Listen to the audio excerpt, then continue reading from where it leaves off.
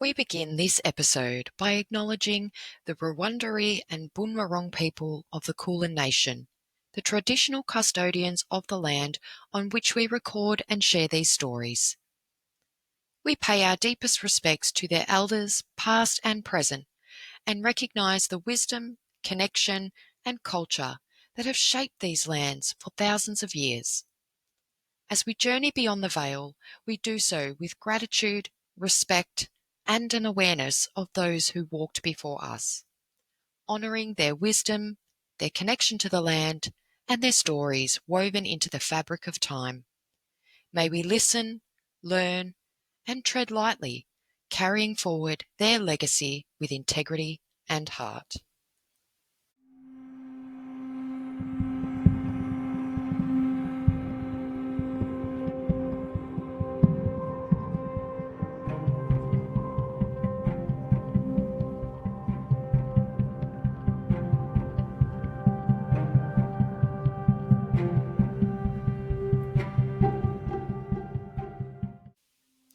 Welcome to Beyond the Veil Australia, where history, mystery, and the unexplained collide. From eerie encounters to cryptid lore, from channeled messages to scientific investigations, we're lifting the veil and stepping into the unknown. I'm Heather, your guide through the shadows, and together we'll unravel paranormal phenomena, strange synchronicities, and the mysteries that refuse to be ignored. Whether you're a skeptic, a seeker, or somewhere in between, this space is for you.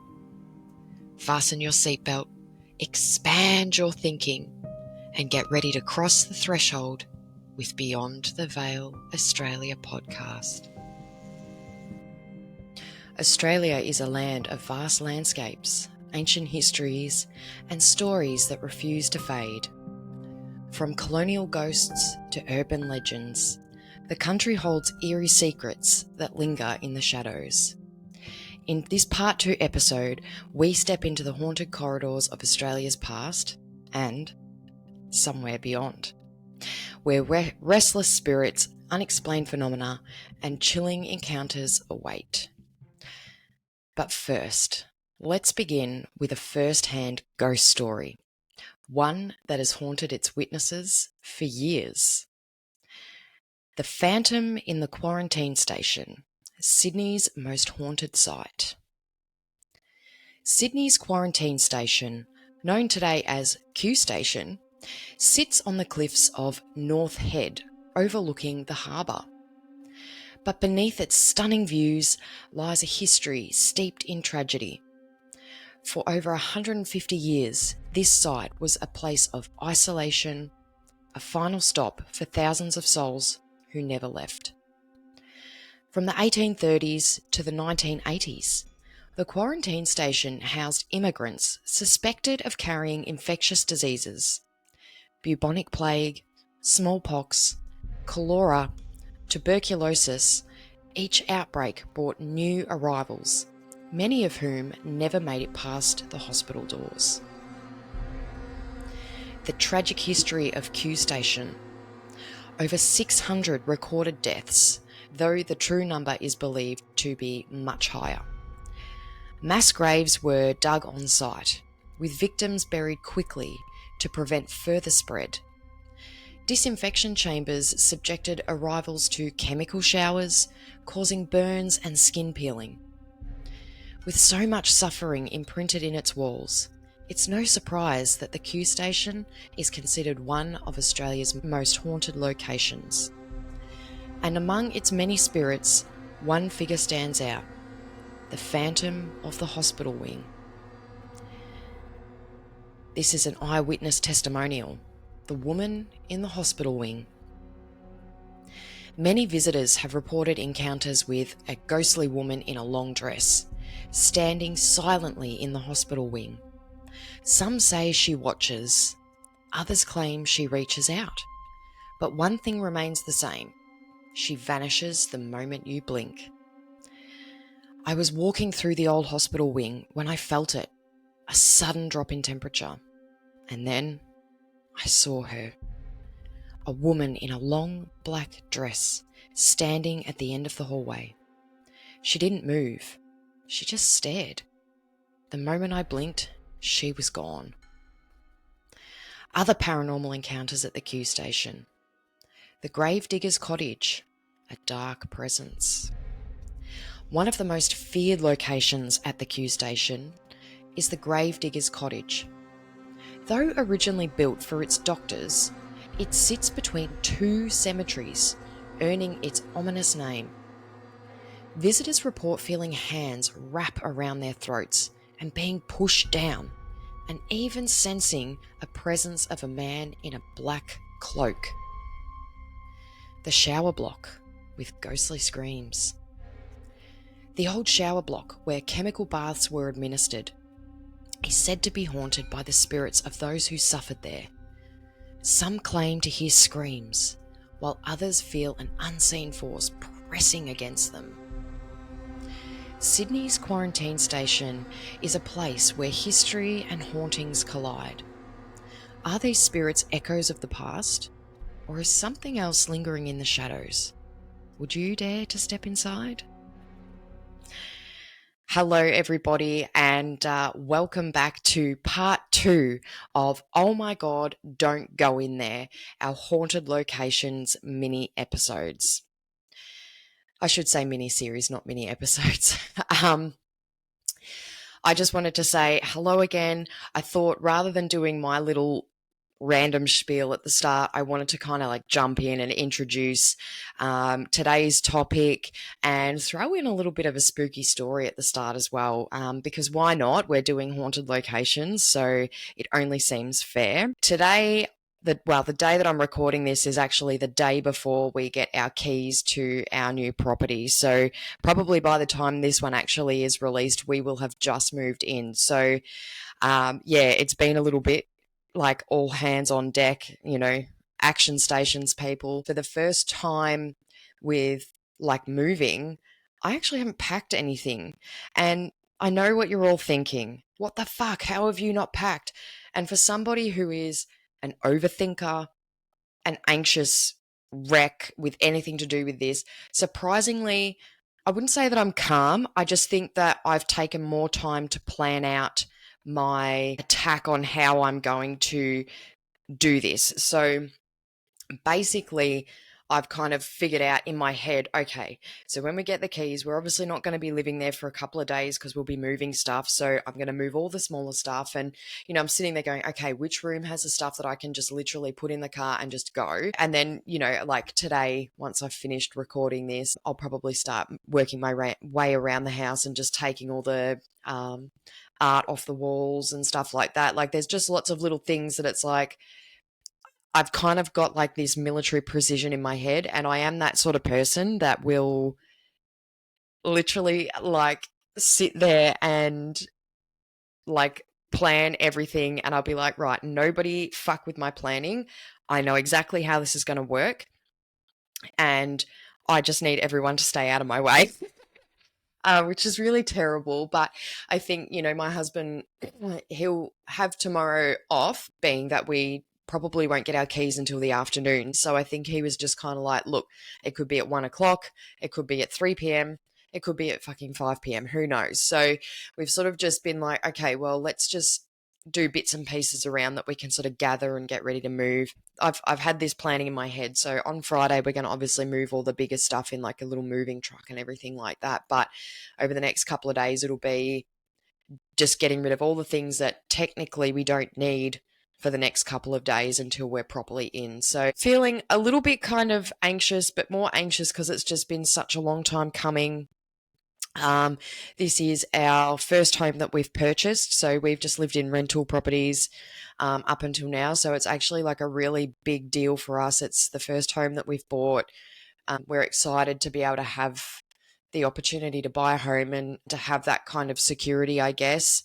If you can call it security in the middle of a housing crisis in Australia. So it's just different this time. Like every other time we've moved, it's just been like, right, we just need to pack as much as we can and then I can just go bang, bang, bang, bang, bang and do it.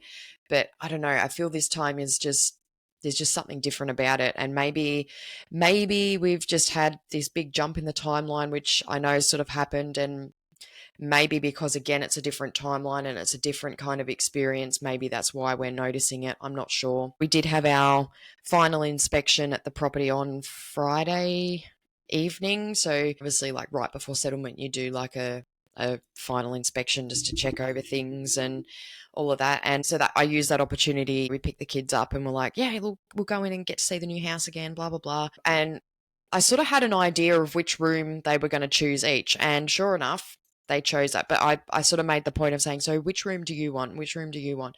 And my eldest was like, no, this is my room. And then my youngest was like, no, this isn't my room. This is Riley's room. My room's down here. And I'm like, cool. Well, that's sort of how I thought it was going to play out. No biggie. At least now I know that when I start moving stuff, where to put their stuff, which is what I was going to do anyway. But I kind of just thought it'd be nice to give them the opportunity to choose so they feel like they've got some input into the house. So, yeah, a little bit of a ramble there. But yeah, when this episode drops, we will have literally just properly settled into the new house. So I had to return some of my work stuff that I had at home and collect personal items from my current workplace. So I have sadly made the decision to step away from that role. It just was a role that wasn't really aligning with me any further, which is quite sad. But it is what it is sometimes, and it's okay if you start out in a role and you absolutely love it and you get to a point and you go,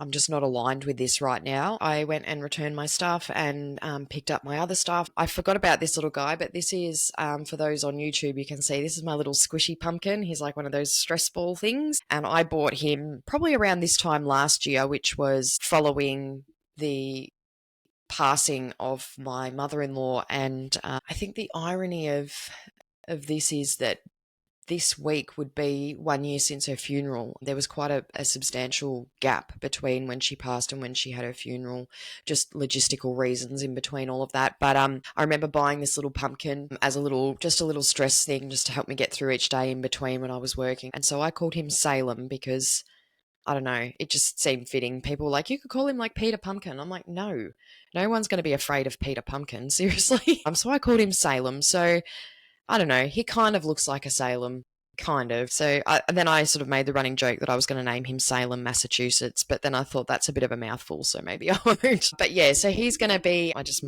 knocked my mic, sorry guys. So he's going to be my little stress ball and squish friend for today's episode. So welcome to the podcast, Salem. You're going to be my new little friend. So hopefully he can keep making appearances in more episodes as we go along. So for those listening on Spotify, I'm very sorry you don't get to see Salem, so you might have to jump on YouTube and have a look so you can see him. I might just post a little cute photo of me and Salem, or just Salem on his own. I don't know. Is it narcissistic to have me and Salem in a photo on social media, or do I need to just put a photo of him up there so people can see him? Anyway, we've rambled enough. And this is why I was really excited to throw in one of the haunted stories right at the start so that we could kind of get into the topic and set the tone, and I could do a little spiel, but it turned into a bigger spiel. So sorry about that. But we are going to move into, with today's episode, we're obviously going to touch more so on the Australian haunted locations, but spoiler alert, I have thrown in a couple from abroad, and these are two locations that I have had a lot of fascination with. I've seen these particular locations being investigated by numerous investigators. I've heard about these particular locations in many a podcast as well. So I'm sort of excited to be touching on them a little bit today. I think, again, some of these abroad cases are ones that are very, very well known. So I would always love the opportunity to delve into them. But I think that, again, like I've said in previous episodes, some of these topics might be something that we look at doing a deep dive into more specifics about later on down the line. Here we go. So we're going to jump into some of Australia's haunted history and supernatural hotspots. So this is our first segment. Australia's haunted history is woven into its foundations, from convict settlements to eerie homesteads. Let's explore some of the country's most infamous supernatural hotspots. Port Arthur Penal Colony, Tasmania's most haunted site. Port Arthur is one of Australia's most infamous convict settlements, a place of punishment, isolation and suffering. Established in 1830, it's housed some of the British Empire's most hardened criminals, many of whom never left. Today, it stands as a haunting reminder of its dark past, where whispers of dead still echo through its ruins. Some of the historical background: a settlement built on suffering. Port Arthur was designed to be inescapable, much like Alcatraz in San Francisco Bay. Surrounded by water and deep, dense bushland, ensuring convicts had nowhere to run. It quickly became known for its harsh conditions, where prisoners endured brutal labour, solitary confinement, and psychological torment. Established in 1830, Port Arthur began as a timber station before evolving into a full-scale penal colony. Over 1,000 deaths occurred within its walls, many due to disease, execution, or suicide. The separate prison, built in the 1850s, introduced a new form of punishment: silence and isolation. Convicts were stripped of their identities, forced to wear hoods, and forbidden from speaking. With so much suffering imprinted on its walls, it's no surprise that Port Arthur is considered one of Australia's most haunted locations. And among its many spirits, some figures stand out: the shadowy prisoners of the separate prison. Then, in 1996, Port Arthur had a massacre, a modern tragedy. Port Arthur's history took a turn of devastation on April 28, 1996, when the site became the scene of Australia's deadliest mass shooting. The massacre claimed 35 lives and left 23 others wounded, forever changing the nation. The events of April 28, 1996. The perpetrator, Martin Bryant, began his attack at the Broad Arrow Cafe, killing 20 people in minutes. He moved through the Port Arthur historic site, targeting tourists and staff. The violence extended beyond the site, including a carjacking, hostage situation, and arson at Seascape Cottage. After an 18-hour standoff, Bryant was captured and sentenced to 35 life sentences without parole. The aftermath: Australia's gun law reform. The massacre led to sweeping changes in Australia's gun laws, including the National Firearms Agreement, banning automatic and semi-automatic weapons, a national gun buyback program, removing thousands of firearms from circulation, stricter licensing and registration requirements, preventing similar tragedies. Reported paranormal phenomena: the ghosts of Port Arthur, shadow figures in the separate prison. The separate prison was designed to break men, not just physically, but mentally. Today, visitors report seeing dark silhouettes pacing the corridors, as if the spirits of former inmates are still trapped within its walls. This is an eyewitness testimonial. I was standing in one of the solitary cells when I felt it, a presence behind me. I turned, expecting to see someone, but the hallway was empty. Then, out of the corner of my eye, I saw it. A shadow moving past the doorway. Disembodied voices in the penitentiary. The main penitentiary housed hundreds of convicts, many of whom died within its walls. Visitors claim to hear whispers in empty cells, as if the voices of the prisoners still linger. A tour guide testimonial. One night I was locking up when I heard it, a faint whisper, like someone calling my name. I turned, but the room was empty. The whisper came again, closer this time. I left in a hurry. Sudden cold spots in the Broad Arrow Cafe Memorial. The Broad Arrow Cafe, where the massacre began, has since been transformed into a memorial garden. Visitors report sudden temperature drops, as if unseen presence lingers. A guest testimonial. I was standing near the cafe ruins when I felt it, a wave of cold air. Despite the summer heat, my breath turned visible and the air felt really heavy, like something was standing beside me. Port Arthur is a place where history and hauntings collide. Are these spirits echoes of the past, or is it something else lingering in the shadows? So what do you think? Would you dare to step inside Port Arthur? Wow, that one's a really hard one, and I have to say I was trying to keep myself together and just get through some of the hauntings and the reports and a little bit of the history, and it's a really tough one. I know I covered a little bit of Port Arthur in ley lines as well, but I obviously didn't go quite as in depth with some of the reports because we were kind of focused more on the surface level. But Port Arthur's one that's a really tough one because there's so many different layers to this, and obviously we can't talk about them all unless we were to literally just dedicate one episode to Port Arthur. Now, obviously within Tasmania, for those that may not be aware, whether you live in Australia or whether you live abroad, Tasmania was one of the areas that during the Frontier Wars, which was to do with colonisation and white settlement on Australia, the First Nations within the area of Tasmania, a lot of the tribes of those countries within Tasmania ceased to carry on. So there is a lot of deep sorrow and pain, and there is so much associated with the massacres that took place during colonisation that would still feed very much into the heaviness of this location.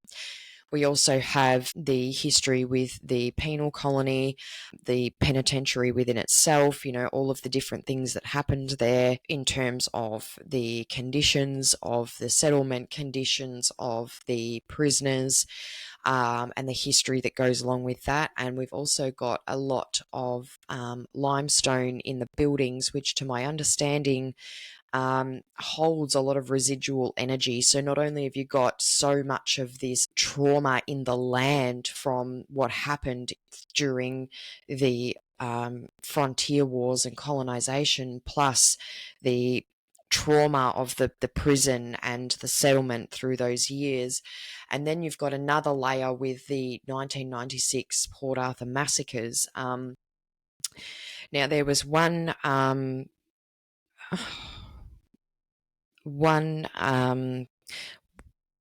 event of people that lost their lives that day during the massacre that come to my mind every time. And I'm trying not to get emotional, but it gets to me a little bit because, oh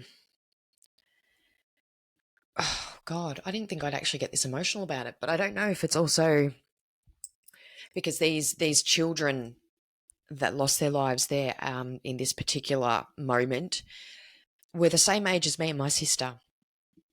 And they were there with their mother. And I think because I'm a mother and I think about these girls, oh my goodness, I'm really getting emotional. I think about these girls because they were the same age as me and my sister, or give or take a year or two. But that's horrendous. And their mother also lost their life. And I'm a big true crime person. I love true crime, especially in Australia. It's just something that is a huge interest to me. And so watching a lot of documentaries about Port Arthur massacre and thinking about the way in which these poor little girls and their mother lost their life to this disgusting human being really kills me, because I think as a mother, oh my God, I can't imagine how horrible that would have been for those little girls. And I'm not going to go into the events of how they passed, purely because I'm quite emotional about it, but also out of respect for them.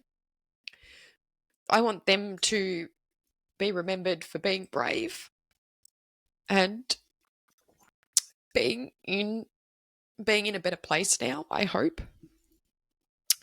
But these little girls also, just to kind of push forward a little bit, these little girls, their father actually started a foundation in Australia, and it's called the Alana and Madeline Foundation. And this foundation is about giving children who are escaping family violence, like little care packages, like backpacks that have jammies and teddies and essentials that you would need if you were having to leave a violent home.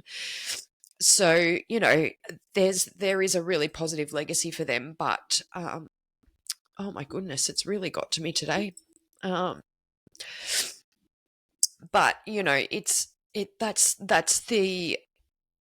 that particular death is one that comes to me a lot when I think about Port Arthur. I think about all of them, but that one in particular just rocks me every time. So I was trying really hard to just keep myself focused on the facts of it, and to try and give a bit more context of the different layers of the trauma that's situated at this location, which, as we touched on in the ley lines episode, if it does sit on or very near a ley line, is that also on another level another reason why there could be such heaviness and sorrow in that location? So yeah, it's that one's really quite a tragic outcome. And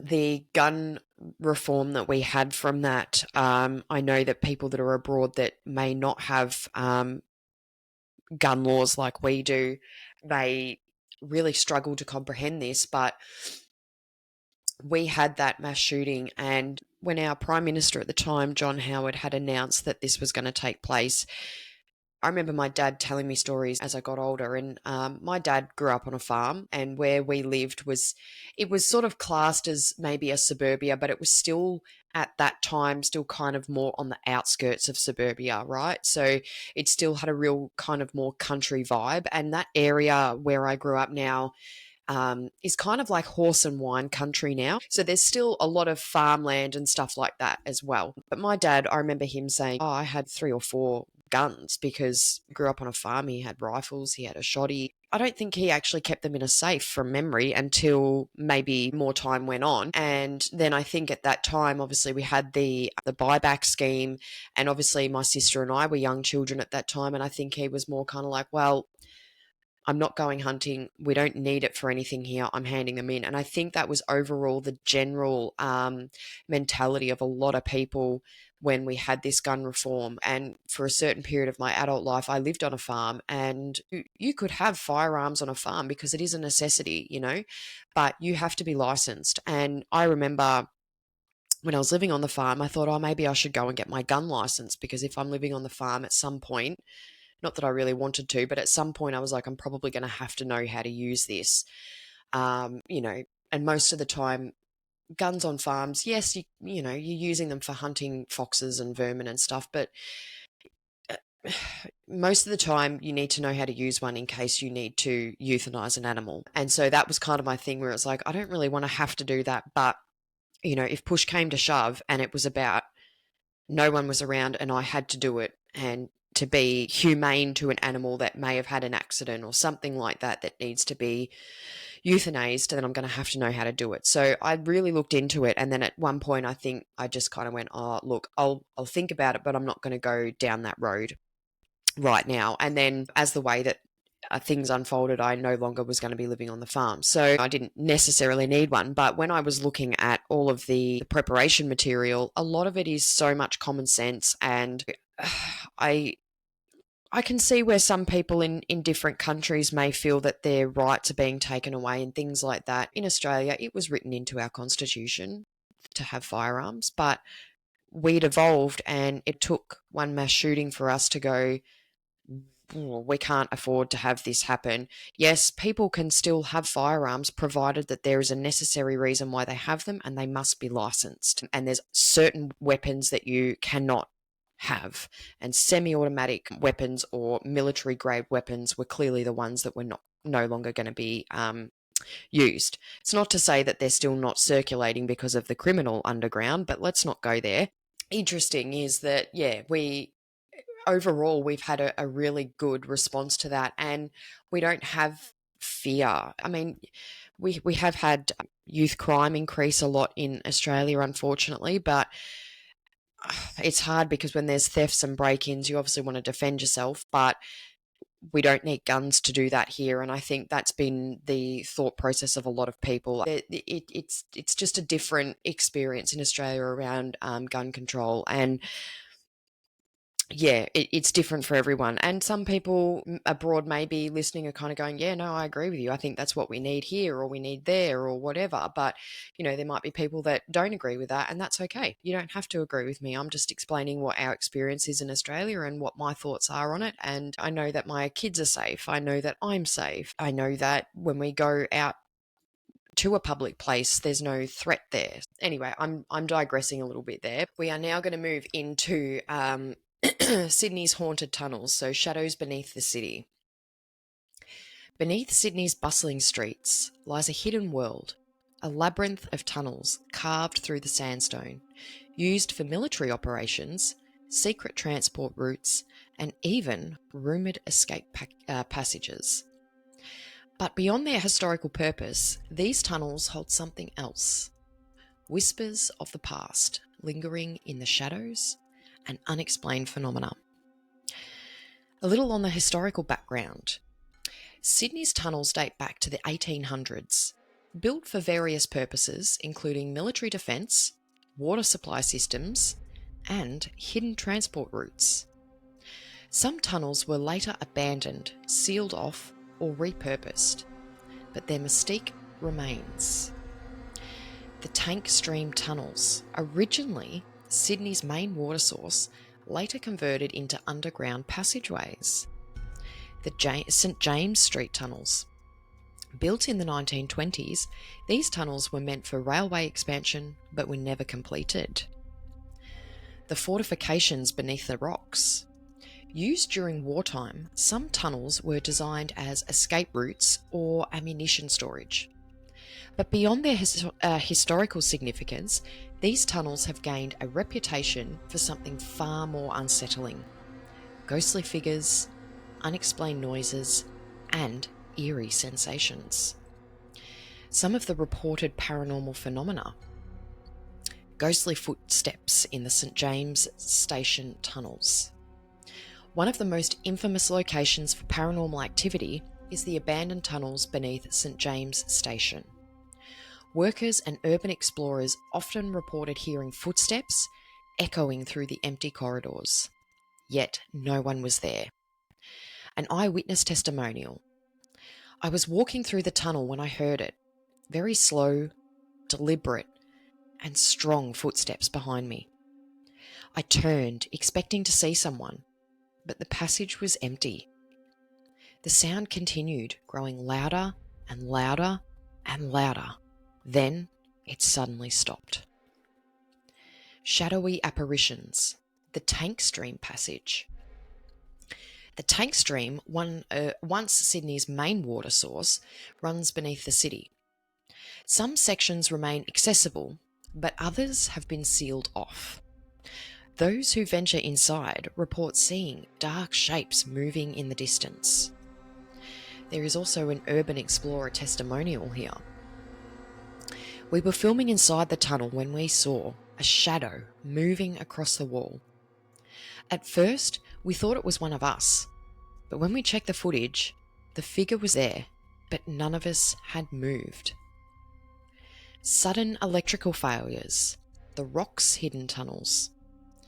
Beneath the Rocks, Sydney's oldest district, lies a network of tunnels used for smuggling in wartime operations. The paranormal investigators report sudden electrical failures, lights flickering, equipment shutting down, and batteries draining completely without any explanation. A paranormal investigator testimonial. We set up cameras in the tunnel, but within minutes every battery had drained.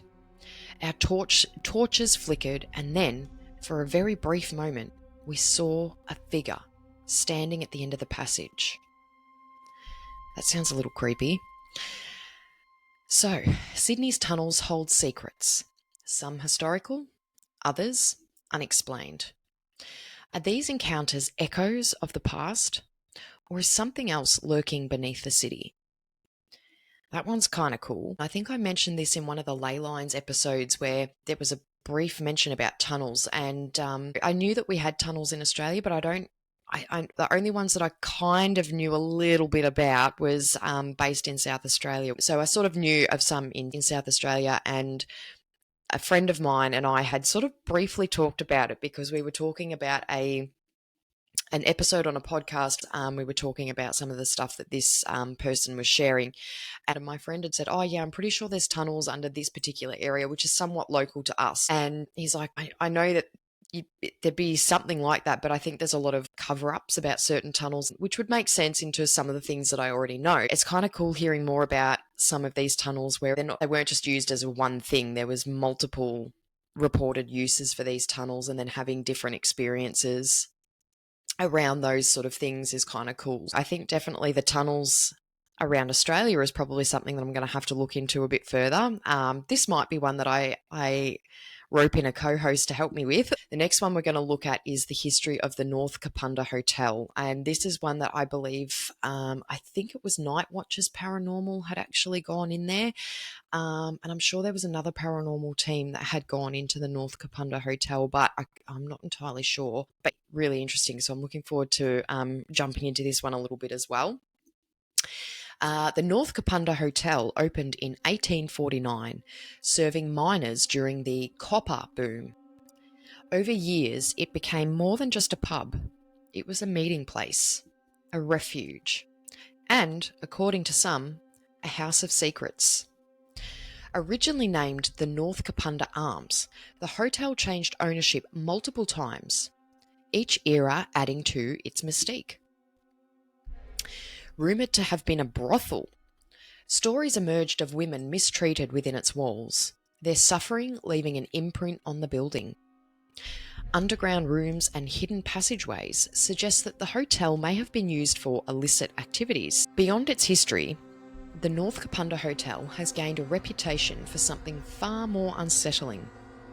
Ghostly figures, unexplained noises, and again, lots of eerie sensations. The reported paranormal phenomena. The ghost of a young girl, Emily's story. One of the most frequently reported spirits is that of Emily, a 15-year-old girl seen sitting on a windowsill overlooking the courtyard. Some believe she avoids certain areas of the hotel, fearing a more malevolent presence. An eyewitness testimonial. I was walking past the upstairs rooms when I saw her. A girl sitting by the window, just staring out. I thought she was a guest, but when I looked again, she was gone. Some unexplained cold spots. The staircase phenomenon. Guests and staff have reported sudden temperature drops near the staircase, as if an unseen presence continues to linger there. The local guide testimonial. I was walking up the stairs when I felt a wave of cold air, despite it being summertime and there was such immense heat. My breath turned visible. The air, it just felt heavy, like something was standing right next to me. The poltergeist activity, moving glasses. Behind the bar, glasses have been seen shifting on their own, sometimes falling without explanation. There is a bartender testimonial. I was closing up when I heard a clinking sound, and I turned around to see a glass sliding across the counter, and then suddenly it just dropped on the floor. No one else was there but me. So, the North Kapunda Hotel is more than just a historic pub. It's a place where the past refuses to rest. Are the spirits inside echoes of its history, or something else lurking in the shadows. Wow, that one's kind of cool. The glass in the bar, like, that's creepy. And you hear a lot about like haunted pubs, and it's usually a lot of activity in the bar of like glasses moving, no pun intended here, but spirits on the spirits sitting on the shelves, alcoholic spirits, that is, moving and shifting or clinking, or, I think there's been footage surface. I don't know where. It may have actually been somewhere in the UK where there was like there were people in the bar. It was obviously a night where people were coming in and drinking and what have you. And you see from the security camera, there's a woman standing on the far side and she's talking to a customer. And on this, like quite a distance away from her, there's, those little hoses that have like the soft drinks or the fizzy drink things in it. You kind of see it sitting there, and then suddenly it like lifts itself up and hovers for a second and then just falls straight down. And then suddenly there's like a glass that just shoots off like behind where that soft drink thing was, and it just shoots off and just like smashes on the ground. And you see this woman who's working the bar and she's like, "What the fuck just happened?" And some of the people that were sitting around the bar kind of turned and were like, "What the fuck?" Like, I don't think they anticipated not just to see one thing happen, but to like just to have all these different things occurring at one time. So some of them are really cool. And I know there was one, I feel like it may have been a paranormal investigation team, and I can't remember. I feel like it was a place in England, and it was another haunted pub, and everything had been closed down. Everyone had left but the building at this point. And again, it was security camera footage, and the bar was kind of shaped like a horseshoe, and on the far side of the horseshoe was like a staircase that went up to like the hotel rooms, and on the closer side of the horseshoe was the security camera, and I believe that the other part of the bar was to the right. And you see this security camera, and it's like this light flickers above the staircase, like where it leads up to, and then it just flickers on and off, and then all of a sudden it flicks on for maybe 3 seconds, and you see the outline of this like figure, like you see like the head and the shoulders, and then suddenly the light flicks off, and then it light flicks back on again, and then the figure's gone. There's some cool stuff around like hotels and pubs and bars and stuff like that where you get some really creepy phenomena. Just a little story here. I worked in a country town pub when I lived out on this farm that I was talking about before, and I had been working in the bar, so I wasn't doing any of the restaurant stuff. I was in the bar. So everyone had left the building. It was just me. And I was like, okay, cool. I'll go and lock the doors. And there was 2 doors that led in from the street. There was one like right on the corner, and one sort of to the right of that in the corner of the bar. Both led out onto the main street. And I remember I'd come out from behind the bar and I'd walked out to the one that was in the corner, facing out to like the intersection outside. And so I went up to that and I had to sort of push it shut and then slide like a bolt across, because it's not a door that has like a key and lock. It's just like one of those typical big heavy bar doors where you just push it open and walk in, like you can't really lock it unless you slide like a bolt across. So I had a bolt across the top and a bolt across the bottom. So I'd gone up and gone bang, bang with that. And I just felt this really weird unease. Like I just felt like I was being hurried. And I'm like, oh, something feels a bit off in here. And then I'd walked over to the right-hand side of that door to go to the other door and do the same. Like I had to push it shut a bit and then slide the bolts across. And then I'm sort of walking back to the bar, and I had to get the till out, and I had to make sure that nothing had been left. Yep, that was all good. And the good thing was I didn't have to count the money, because I could just take the till straight upstairs into the manager's office and just leave it there, and then lock the door so that, if there were any patrons in the hotel, they couldn't get in there. Anyway, I'd sort of come back and I'd grabbed the till and I'd gone, and like any old pub, that it just feels like a rabbit warren. Like there's just 5 million doors to get to one area sometimes. So I've gone up the stairs, gone into the office, put the till down, turned the light off, shut the door, locked it, come back downstairs, and then I had to, like, when I came down the stairs directly to the left of me, there's these like glass French doors that I had to lock from the inside. And then I sort of had to walk around and then sort of almost do like a U-turn to under the stairs. Went to under the stairs. There's a door that goes back into the open bar area for people, so I had to lock that from in there. And then I've sort of walked I've turned around from there, and then kind of to come back directly opposite these French doors, I then had to come in and then lock that door. And then I was sort of in the area where we kind of kept our bags. And then if you kept walking, you'd walk into basically the counter area of the bistro where the food's served. And then immediately, once you sort of take 3 paces forward, immediately to your right is the entrance for the workers into the actual bar. And so I always had a bottle of water sitting in that. There's like a shelf in this little entryway, and I always had a bottle of water sitting there.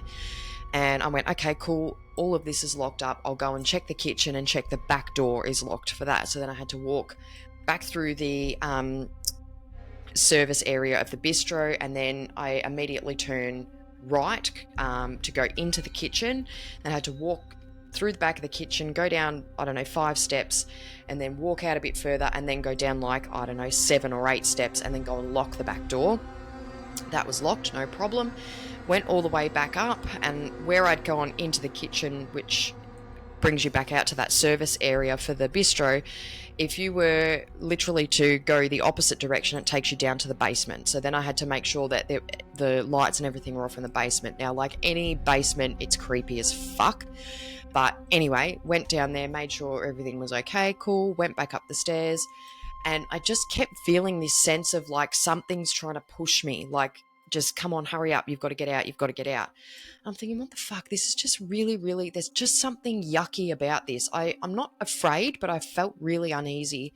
And so I grabbed my stuff, and then I had to walk back through the service area of the bistro and then down 2 steps, which takes you into the bistro, to then walk out to lock the bistro door at the front, which had a proper key and lock that you could lock from the outside. And so I'd locked it from the outside, and then what I ended up having to do was walk back past the front of the bar and then turn left and walk down the side to the back of the car park, which then would basically take me to the back door of the kitchen. So I've gone down, got in my car, got it turned on, whatever, and I was like, oh, fuck, my water bottle. I was like, bloody hell. And because I lived in a country town, I lived on a farm, and, you're in a country town, it's like 35 minutes from this town back to the farm where I was living, and I was like, oh, I'm not going to be back until like tomorrow night or something. I'm like, nah, fuck that, I'm going to go in and get it. So I ended up driving, because I had to come back up to the main street anyway to go home.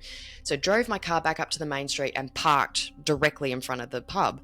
And so I had to go back in through the bistro door that I'd locked when I was leaving. And so I'd opened it, and I remember hearing something to my left, and I turned around, and it was probably about, it was a fair distance, but it was enough for me to be like, okay, you got to be fucking quick here. There was 2 guys that just looked a bit dodgy, and I was just like thinking to myself, you should have just left your water bottle, you fucking idiot. But I was determined, right? I was determined. I didn't give a shit. So I unlocked the door, gone inside, then closed it and locked it from the inside, so that if they saw me go in, they can't get in. So then I'd gone from this door. You have like some little doors to your left that lead you into the dining area of the bistro, and then directly in front of you is those French doors again that I had to lock from the staircase. And so I was like, rather than walking through the bistro, because it's going to take me 5,000 years, I'm just going to go through the French doors. I was sitting there, I had the key, and it didn't matter what I did, I could not unlock it. And then out of nowhere, directly in my ear, I heard, and I remember turning, and I was just like, did I just fucking imagine that? Or am I like, what the fuck is going on?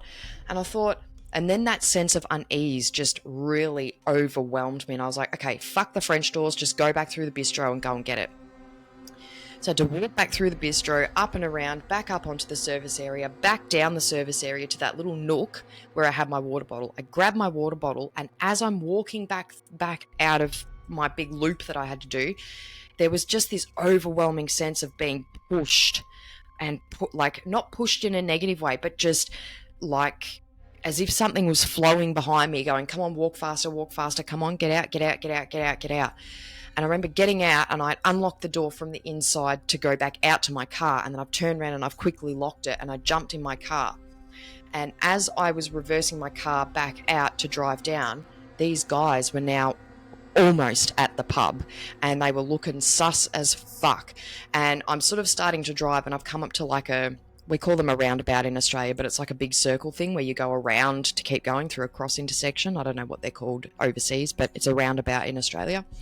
And as I was going around the roundabout, I looked in my rearview mirror and I could see these guys. I don't know, there was just something weird, and they were like falling on the door and they were trying to get in, and I was like, what the fuck? I'm like, lucky I locked everything. And then I drove home. It was one of the strangest experiences because I was just like, the whole way home, I just went, all of this for my fucking water bottle. Like, why was it so important that you had to get it?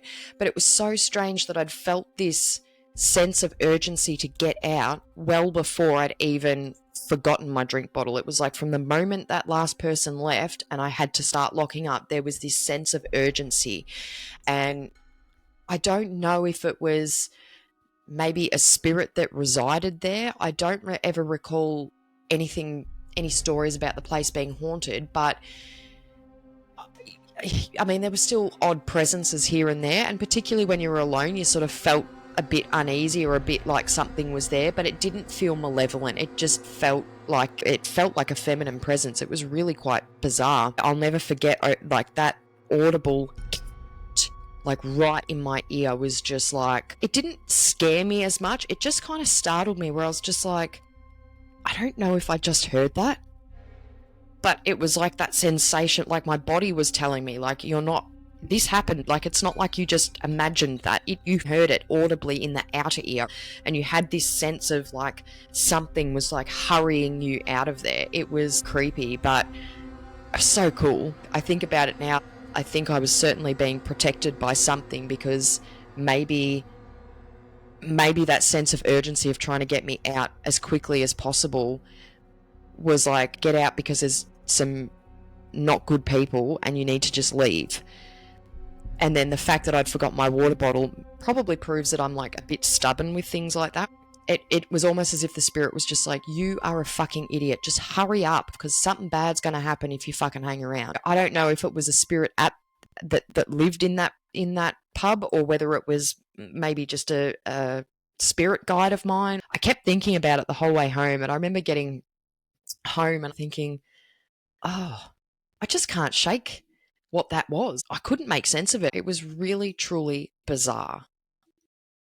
Okay, so moving into segment 2, when encounters turn personal, some investigator stories.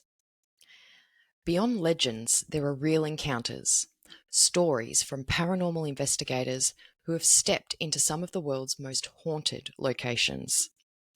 These are the places where history refuses to rest, where shadows move without explanation, and where even the most skeptical investigators have walked away questioning everything. In this segment, we're going to journey into 4 infamous sites, 2 from Australia and 2 from beyond. Fremantle Prison and Beechworth Lunatic Asylum, where spirits linger and voices whisper through the stone walls. And then across the seas to the sinister stairwell of the Black Monk House in Pontefract, England, and the haunted wards of Trans-Allegheny Lunatic Asylum in West Virginia, United States. From echoes of the execution chambers to playful spirits and darker shadows that crawl, these encounters aren't just stories, they're warnings. First up, Fremantle Prison in Western Australia. Local paranormal teams and independent investigators. Fremantle Prison has been investigated by various paranormal teams, including independent researchers and ghost hunting groups.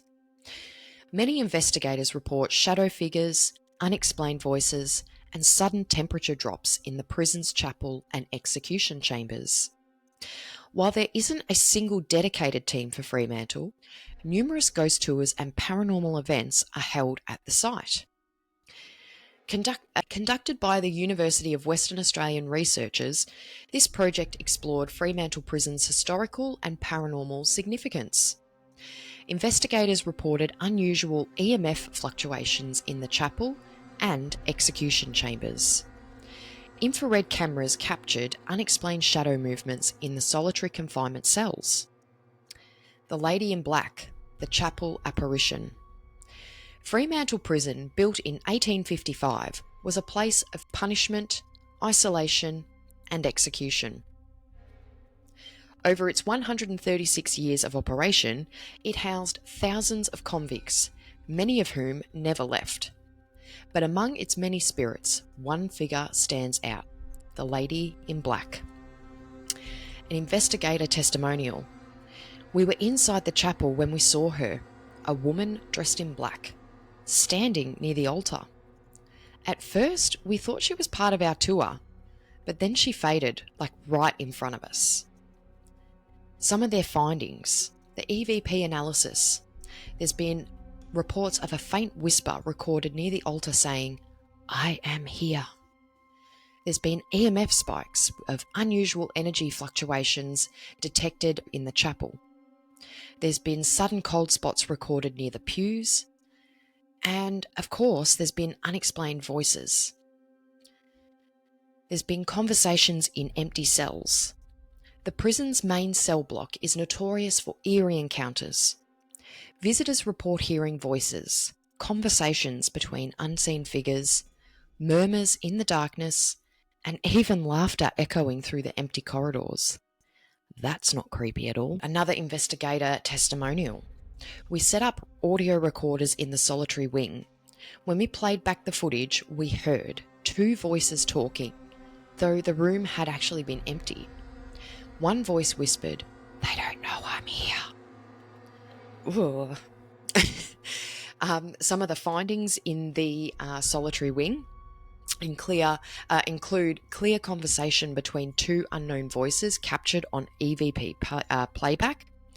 Through infrared footage, there's been shadow movement detected near the cell doors, and the EMF disturbances readings have spiked when investigators had entered through that corridor.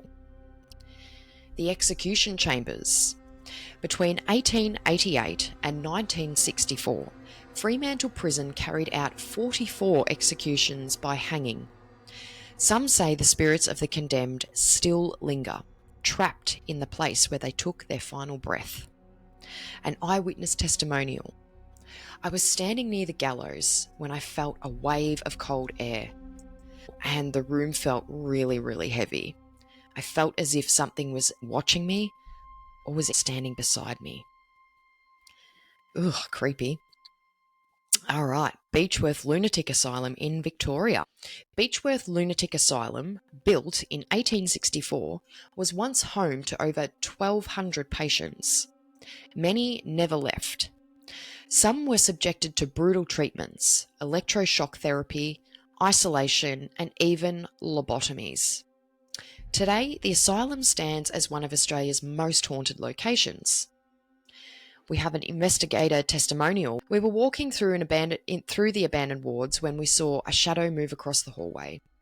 At first, we thought it was another investigator, but when we checked, no one had been there. That's a bit weird. Some of the findings have been thermal imaging, so a cold mass has been detected moving through corridors.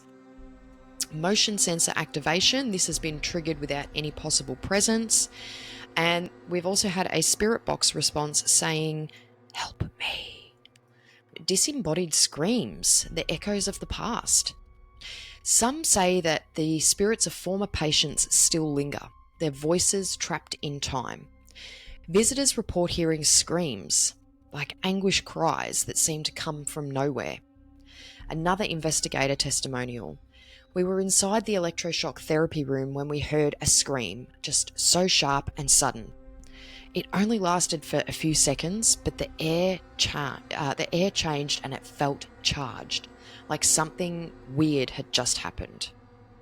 Some of the findings, EVP playback. There was a faint cry recorded, even though the room was empty at the time. There's been temperature drops, and there was a sudden 10-degree drop detected. So that's quite significant, like, a couple of degrees here or there, but to have like a 10-degree drop is pretty intense. And they've also had an EMF surge. So we had, sorry, I've just read that wrong.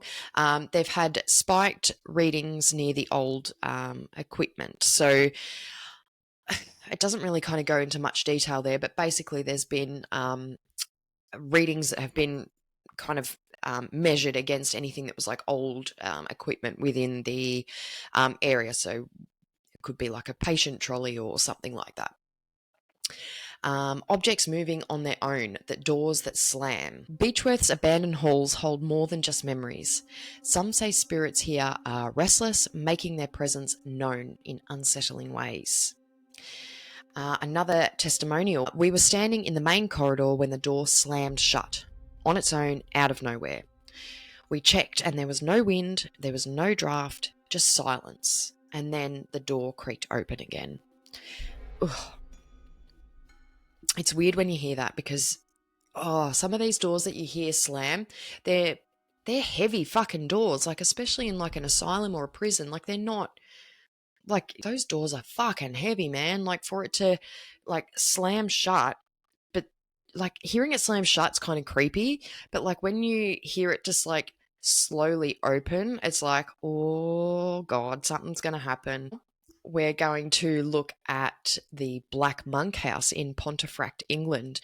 Now, this one is a location that I've always found really fascinating. There's just so much that happened in this home that it's like, you just can't even begin to imagine how to explain the Black Monk House. I mean, I'm sure most of you watching and listening have all well and truly heard this, but it's just such a fascinating location. I remember watching Paranormal Lockdown with Katrina Weidman and Nick Groff and their cameraman Rob Safi, and they spent 100 hours locked down in the Black Monk House.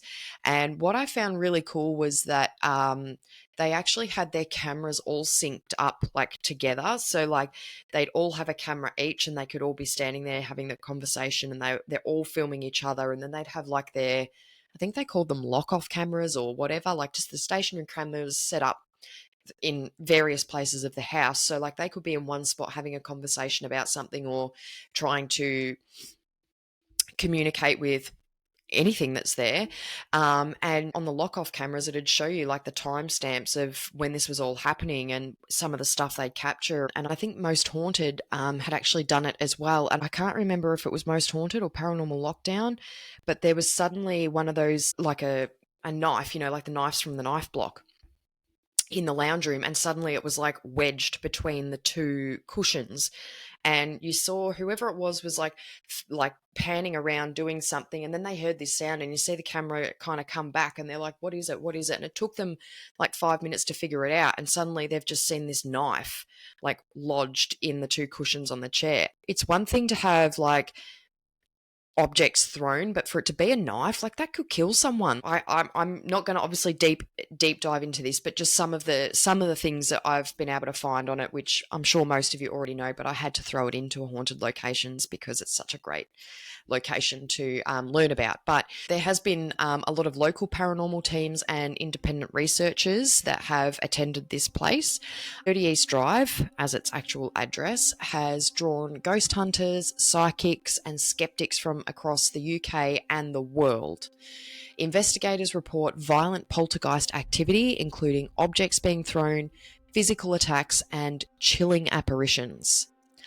While no single team is based at the site, the house is regularly booked for overnight investigations and featured in numerous documentaries. Some of the historical and paranormal research. So the amateur historian and investigator Tom, I think I'm going to say, is it Cuniffe or Cuniffe? I'm not quite sure how to pronounce that. Traced the haunting to a 16th century monk executed nearby that is believed to be the spirit behind the activity. EMF meters have frequently spiked in the stairwell and in the bedrooms, especially when investigators mention the name Fred.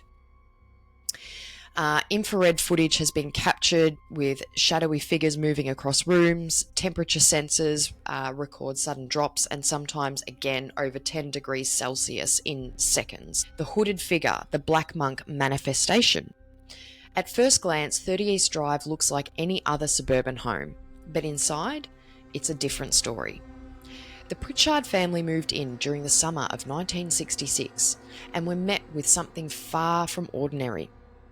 Among the most terrifying encounters was the appearance of a hooded figure, cloaked in black, its face never visible. They called it Fred. But this was no friendly phantom. An investigator testimonial at the Black Monk house, we were setting up in the living room when the temperature dropped. I turned and there it was. It was standing at the foot of the stairs, a black-robed figure, motionless. We froze.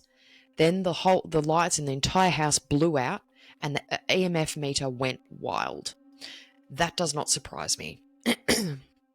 Some of the findings with EVP analysis, there's been many of these captured with deep growls. There was one in particular that was captured during a seance session, followed by a whispered, "Get out!" EMF spikes, consistent surges near the staircase and in the master bedroom. There have been sudden cold zones that have been recorded, particularly when investigators reference the monk's execution. Dragged up the stairs, an attack on Diane. The most disturbing incident that occurred at 30 East Drive involved 14-year-old Diane Pritchard. One night she was dragged screaming up the stairs by an unseen force. Her family found her with bruises shaped like fingers around her neck. Eyewitness testimonial. "I'll never forget the sound. Her screams. The thud of her body hitting the steps. We ran to help, but it was like something was holding her down. That house, it doesn't just haunt, it fights back." Oh, I've got goosebumps, it's creepy. Some of the physical evidence that's been captured, there have been photographs of bruising and scratches documented by the family and again by local press and investigators. Poltergeist activity, furniture has been overturned, objects hurled across the rooms, and even crucifixes torn from the walls or turned upside down. The psychological impacts. Multiple investigators report nausea, dizziness, and an overwhelming sense of dread while inside the property. I could keep diving into this one. I think, what I've given is just like a really cute little snippet to kind of go, hey, let's check this out. I have a strong fascination with that particular location. So I think, again, at some point it'll be like many others where it might be looking into it much further and maybe having a co-host discussion about it, because I think there's just so much involved in that place that to be able to have multiple people having a discussion about what they think it is, any of the reports that have come through, and kind of just brainstorming some ideas about the Black Monk House and being able to talk about it. And lucky last thing is Trans-Allegheny Lunatic Asylum in Western West Virginia. This was built in 1858 and they call it Gothic. Asylum was designed for roughly 250 patients, but by the 1950s it had held over 2,400. Investigators report disembodied voices, shadow figures, and intense emotional energy in the wards and solitary cells. The asylum is now a hotspot for ghost tours and overnight investigations, drawing teams from around the world. Some of the historical and paranormal research. The asylum's dark past includes lobotomies, suicides, and violent deaths, many of which are believed to continue to fuel the hauntings occurring. EMF spikes and temperature drops are frequently recorded in the Civil War wing and the geriatric ward. Thermal imaging has captured unexplained figures, and EVP sessions often yield chilling whispers and cries. Lily's room, the spirit of a lost child. Among the asylum's many spirits, one stands out for her innocence. Lily, believed to have been born and died within the asylum's walls, is said to linger in her old room, still playful, but still waiting. An investigator testimonial. We left a ball in the hallway and it rolled back twice. Then we heard giggling, but no one else was on the floor. Wow. Findings, EVP recordings. There have been childlike laughter and the phrase, "Play with me." There's been physical interaction, so toys have moved, hands have been felt tugging at clothing. temperature drops. There have been sudden cold spots near Lily's room and near the nursery wing. The creeper, the shadow that crawls. Not all spirits here are gentle. Some investigators speak of a dark entity known only as the creeper, a shadowy figure that crawls along the walls and the ceilings, watching from above. I know about this one because, again, Nick Groff, Katrina Weidman, and Rob Safi investigated this place. And Rob captured this creeper literally moving from one side of the hallway to the other while filming Nick and Katrina, and they were trying to do like an EVP session, and you could kind of hear them talking and you kind of see them, and then suddenly you see Rob kind of just focus in on this thing, and they're like, what is it? And he's like, oh, I can see something, hang on.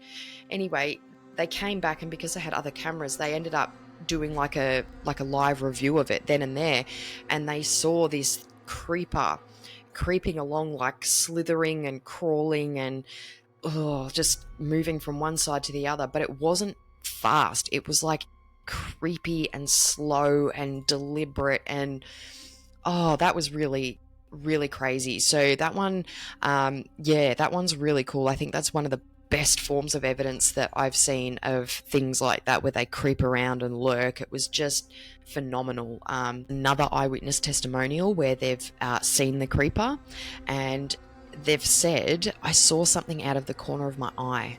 It was something crawling, kind of fast but kind of slow. It wasn't human, and I knew that something about it just wasn't right. The findings from Trans-Allegheny, visual sightings, there has been a shadow mass seen moving unnaturally across walls. There have been EMF surges, spikes have been recorded during the sightings of the creeper, and emotional impact. Investigators have reported the sense of dread, feeling nauseous and panic when they're in its presence. The solitary ring, voices in the dark. In the isolation cells, silence was once a punishment, and now it's broken by whispers, conversations between the dead. An investigator has said, we left recorders overnight. When we played them back, we heard many voices like arguing. One said, you can't leave. The other whispered, I'm haunting. Findings, some of the EVP playbacks, there have been multiple voices captured in empty cells. There's been shadow movement near locked doors captured on infrared footage, and there's been sudden pressure drops around different parts of this building and include unexplained drafts or temperature drops. So there you go. We have covered off on some of Australia's most haunted locations and a couple from around the world that are definitely very haunted. So what do we think so far of the haunted locations? It's been kind of cool to not just have a little bit of vulnerability there, but to also share one of my own experiences. I have many. It's kind of cool that some of them align with some of the topics that we talk about as well. I like to be able to kind of throw a couple in there just to keep it interesting, see what you all think. These stories aren't just folklore. From Australia's crumbling institutions to England's most violent poltergeist, and deep into the echoing walls of West Virginia's asylum, each location holds memories that refuse to fade. Whether it's a prison, a forest, a house, or a hospital, history has a way of leaving imprints where pain once lived. These investigator encounters remind us that the past is never truly silent. It speaks. In whispers, footsteps, and flickering lights. And if we're brave enough to listen, we might just uncover something unforgettable. You've heard the warnings, stay away, keep out, but what happens when those warnings aren't just about danger, but something unseen? Next time, we step into places so disturbing, so inexplicably haunted, that even seasoned investigators hesitate to enter. Locations where history and horror collide, where some never return. Are they cursed, forbidden, or simply waiting? Well, that's the end for our part 2 episode of Haunted Locations. I hope you've enjoyed this episode, and before I close, just remember, it's one thing to chase the unknown, but what happens when the unknown starts chasing you.